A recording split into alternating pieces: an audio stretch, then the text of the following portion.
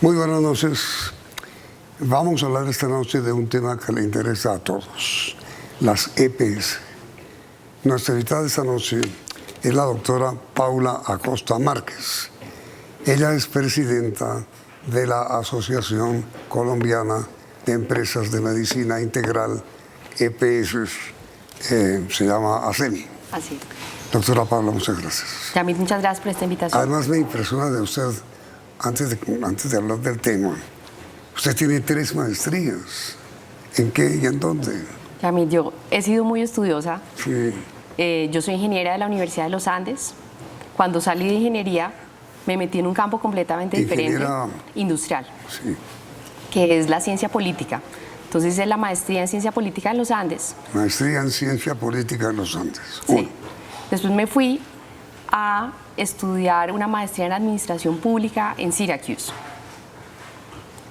Y volví a trabajar en el gobierno, que era mi gran ilusión, servir al país desde esos conocimientos de la administración pública. Y después me fui a hacer una maestría en economía en Georgetown. ¿En Georgetown? Sí, señor. Maestría. Maestría en economía. Es decir, buena parte de su vida estudiante. Buena parte de mi vida estudiante y trabajadora al mismo tiempo, porque uno después de que se gradúe de la universidad pues tiene que también trabajar en paralelo a estudiar. Yo a usted, doctora Paula, la conocí hace años, cuando era viceministra de Hacienda del doctor Mauricio Cárdenas. Sí, señor. ¿Me equivoco? No, para nada, Yamit. Nos hemos visto en diferentes momentos de la vida, los dos. Además, gran ministro y gran viceministro. Pues gran ministro, eso sí. Hablemos del tema. La señora ministra de Salud ha dicho que ella no es partidaria de mantener las EPS, sino que prefiere el médico familiar. ¿Cuál es la posición suya como representante de las EPS de Colombia? Pues mire, Yamit, la propuesta que hace el gobierno en torno a tener un médico familiar es una propuesta que acompañamos desde las EPS. Nosotros tenemos un modelo de atención primaria, que es ese primer contacto que tenemos todos los usuarios con el sistema de salud, en donde lo que vemos es que se podría resolver un porcentaje mucho más alto de los problemas en salud que tienen los colombianos. Y eso es especialmente importante en las zonas rurales, en donde el número de especialistas, en donde los servicios de atención de mayor complejidad pues son mucho más difíciles de conseguir. En el mundo entero, cerca del 80% de los problemas de salud se los resuelve a usted, el médico general, ese primer nivel de atención. Entonces nosotros vemos que hay una visión compartida en ese punto con el ministerio. Acá tenemos que tener una mucho mejor atención primaria en salud y otro punto que también compartimos, que es el tema de prevención y promoción, y es cómo fortalecemos todas esas tareas de promoción y prevención que empiezan, por ejemplo, desde la detección temprana de diferentes enfermedades como la diabetes o como el cáncer. Entonces acá es un tema de detección temprana, pero también, por ejemplo, de promoción de buenos hábitos que permiten que como colombianos nos enfermemos menos y que además tengamos una mayor calidad de vida. En resumen, usted sostiene que las EPS como un sistema de aseguramiento de salud son absolutamente indispensables. Yo sostengo que son absolutamente indispensables para poder continuar avanzando en esto que tenemos en Colombia, que es un modelo que, evaluado de diferentes formas, tiene unos resultados increíbles. Tiene un resultado, por ejemplo, que es la protección financiera de los hogares. Cuando alguien se enferma en Colombia, cuando mi mamá tuvo cáncer, no tuvimos que salir a vender la casa o hipotecar alguna propiedad para poder cubrir ese tratamiento. Y así le pasa a todas las familias colombianas, independientemente de si están en el régimen contributivo o en el régimen subsidiado, independientemente de si son colombianos o si son migrantes venezolanos que han llegado, tienen acceso a un plan de beneficios que es muy amplio. Se lo pongo en estas cifras. El 97% de los medicamentos que están en el mercado está cubierto dentro de nuestro plan de beneficios. El 90% de las atenciones médicas está cubierto en nuestro plan de beneficios y es el mismo plan de beneficios para todos los colombianos. Entonces, tenemos una protección que es importante y que se refleja en eso que le decía yo, que es la protección de los hogares y el gasto de bolsillo. Colombia es el país que tiene el gasto de bolsillo más bajo de la OCDE. Ahora, doctora Paula, pero en clase de discusión, sí, usted acepta que hay EPS que no funcionan bien? Mire, hay EPS maravillosas y hay EPS que funcionan mal. Acá tenemos una heterogeneidad del funcionamiento de las EPS. Hay unas que hacen de forma muy buena la gestión de riesgo en salud de su población. Hay otras en donde esa gestión es muy precaria. Entonces, digamos que acá este es un sistema que ha ido evolucionando y que se ha ido consolidando y que hoy tiene muchas menos EPS que las que tuvo años atrás, en parte porque los que van quedando en el juego, Yamit, son aquellos que tienen mayor capacidad técnica, aquellos que gestionan ese riesgo en salud de la población, aquellos que están pendientes de sus pacientes crónicos y tienen programas especializados, los llaman, hacen seguimiento, buscan esas citas para esos pacientes y acompañan a la población. Entonces, uno no puede meter a todas las EPS dentro de un solo paquete, Yamit. Sí, hace unos 3 o 4 años había unas 30 y pico de EPS, y no más. ¿Hoy cuántas hay? 34. Eso no es mucho. Pues eso puede ser mucho dependiendo de la calidad. Por eso. Sí, yo creo que, digamos, este es un sistema que se ha ido consolidando. Cuando empezó la Ley 100, pues no había EPS, eso fue en el 93. Sí. Entonces, el gobierno se inventó diferentes mecanismos para tener EPS. Empezaron unas EPS de base comunitaria. Se hizo una figura que se llamaban las EPS temporales, en donde se les dio esas funciones a secretarías de salud. Y muchos de esos inventos fracasaron en el camino y muchas de las EPS que se han ido liquidando pues corresponden a esos ejercicios.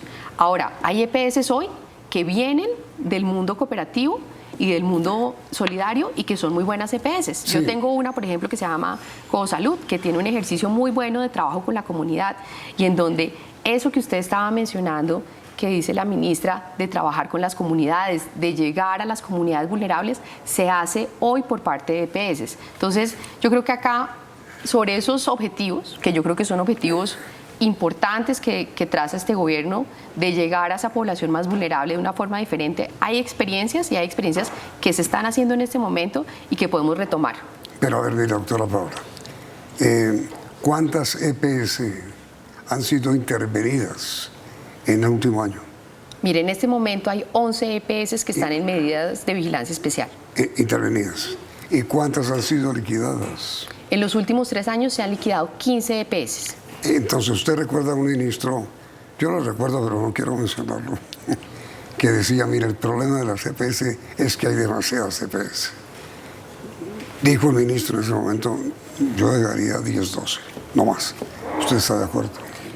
Mire, yo lo que veo es que en el proceso de conciliación, lo que uno tiene en el mundo de los seguros, piense usted en los seguros de vida o en los seguros de carro, es que no son 100 oferentes de seguros. Usted necesita tener unos grupos lo suficientemente grandes de población para poder distribuir ese riesgo. Entonces, digamos que acá hay un proceso de consolidación en donde probablemente quedarán menos actores, pero con mucha más capacidad técnica para gestionar el riesgo de salud, y eso va a ser algo bueno para el sector. Además, doctora Paula, yo no es que ni defienda ni ataque, sino quiero ver su posición. ¿Qué hacer con los pequeños poblados en donde la gente se enferma, como todos nosotros en el mundo, que no tienen un adecuado servicio de salud y que tienen que recurrir a EPS que si se extinguen quedan virtualmente condenados a morir? Respóndame después de comercial.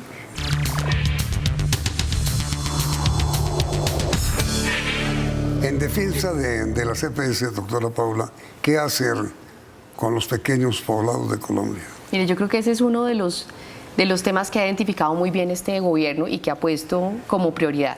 Y es cómo llevamos y mejoramos el acceso de la salud en las zonas rurales. Porque si bien cuando usted mide las brechas que hay en el sistema de salud, por donde las vea, por género, por ubicación geográfica, se han ido disminuyendo durante estos años, aún persisten. Entonces, acá hay muchas cosas. Uno, lo que estábamos hablando, y es mejorar los modelos de atención primaria en salud. 2, hay que fortalecer la red pública. La red pública en más de 500 municipios es el único prestador de este país. Hay que fortalecerla, hay que tecnificarla, hay que despolitizar los hospitales públicos para que realmente puedan ser eficientes, y hay que trabajar en redes. Hay que trabajar en redes, que significa que cuando el problema de una persona no se puede solucionar en ese primer nivel, pues tiene que continuar a través del sistema de salud al proveedor o al prestador que le puede solucionar su tema de salud. Y eso es parte de lo que hacen las EPS. Las EPS conectan a todos los niveles de atención en torno a la necesidad de los pacientes, en torno a la necesidad de los usuarios. Y eso es algo que uno ve en el día a día. Yamit, le pongo un ejemplo de la cotidianidad. Uno se sienta en un hospital importante de este país, la Fundación Santa Fe de Bogotá, la Fundación Valle de Lili en Cali, y en la sala de espera ve representado todo el país. Ve unas personas que vienen del régimen subsidiado, del régimen contributivo, de todos los estratos, tienen acceso a los mismos médicos, a los mismos procedimientos. Y esa es una construcción de equidad que se hace alrededor de eso, de conectar los diferentes prestadores, los diferentes niveles. Nosotros le decimos a eso la organización de las redes de prestación, y creo que eso es algo muy importante que tenemos que conservar. Pero mire, doctora Paula, el productor general de este programa, nuestro compañero Jorge Cardoso, me decía, antes de iniciar la entrevista, pregúntele lo siguiente. Yo, dijo él, soy partidario de acabar las EPS. Y entonces yo le pregunto, ¿por qué? Digo, por esto. En 30 años que tienen las EPS de existencia, son muy pocos los hospitales que se han creado. La limitación de clínica de hospitales es limitadísima, limitadísima. Por eso yo sí prefiero que vaya el médico a mi casa, decía Jorge, con cierta razón. ¿Por qué las EPS no tienen una integración, esa integración vertical la limita? Pero ¿por qué es tan difícil construir más y más y más y más hospitales y clínicas para que la gente no tenga el mismo hospital de siempre? La población hace 30 años o 28 era casi la mitad de hoy y siguen los mismos hospitales. Mire, Yamit, me encanta la pregunta de Jorge, porque toca uno de los temas fundamentales en donde nuevamente la solución no es eliminar las EPS o no eliminar las EPS. Acá hay un tema de cuál es la capacidad que tenemos como país. Colombia tiene un promedio de 1.7 camas por cada 1000 habitantes. No. 1.7. Lo que recomienda la Organización Mundial de la Salud, ¿sabe cuánto es? Tener 3,3, es decir, estamos más o menos en la mitad. No. FEDesarrollo estima que para llegar a ese promedio se necesita una inversión de 47 billones de pesos.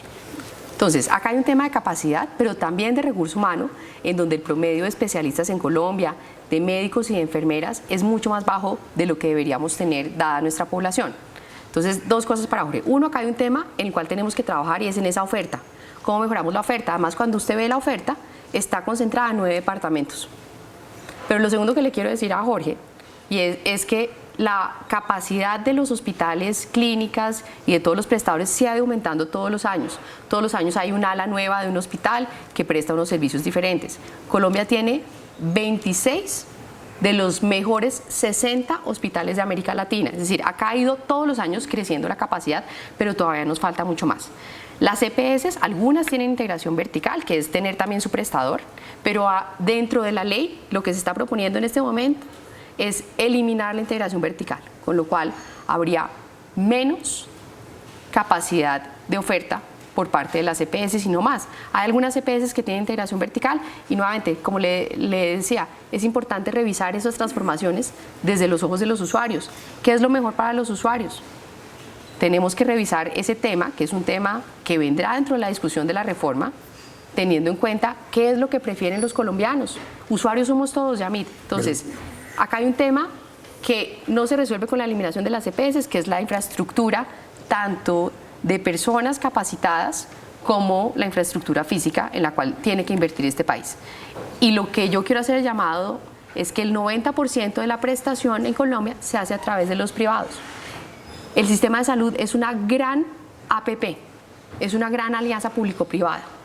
Y yo creo que de la mano de los privados podemos mejorar mucho más esa capacidad, en donde Jorge se queja con toda la razón de que necesitamos tener una mayor infraestructura y también mayor personal de la salud para poder atender las necesidades de los colombianos. Hoy en la integración vertical hay una limitación del 30%.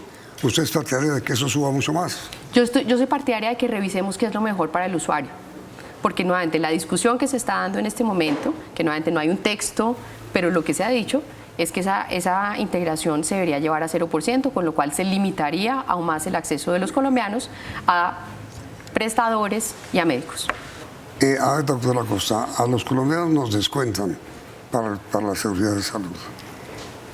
La gran queja de muchos colombianos también es, ¿qué se hace esa plata?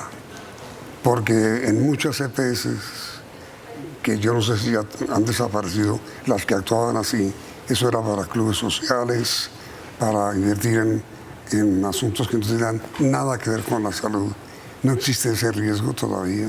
Pues mire, yo le doy los datos de las EPS afiliadas a SEMI. Por cada 100 pesos que se dan para la prestación de servicios en salud a través de la UPC, más de 95 pesos se van en atenciones en salud. Y esas atenciones se registran una a una en un sistema de información que maneja el Ministerio de Salud. En todas las EPS afiliadas a SEMI. Pero así no pasaba. Pues yo le puedo responder por las mías, Yamid. Por las de hoy. Por las de hoy, pero, en este momento. Pero en el pasado... Yo creo que este es un sistema que ha tenido una depuración y que eso también pues, pasa en otros sistemas y eso es importante y eso también hay que reconocerlo. Los jugadores que están en este momento prestando los servicios tienen unos niveles de atención que han ido mejorando a lo largo de los años. Cuando uno mira muchas estadísticas, y le doy la de la que tiene el DANE de pobreza multidimensional, ellos calculan un indicador que se llama barreras de acceso. Ese indicador en este momento está en 2.2%, es decir, 2.2% de la población se queja de acuerdo con la encuesta del DANE de tener barreras de acceso. Hace 10 años era el 12%. Entonces, esos indicadores, nuevamente, queremos que sea el 0%. Y cada barrera de acceso es un problema real, sentido para una familia y para una persona.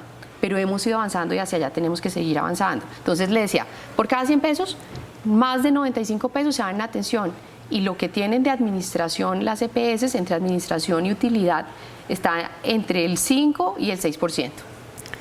Entonces, usted está totalmente de acuerdo con la afirmación de que no se puede destruir lo que ha sido bien construido.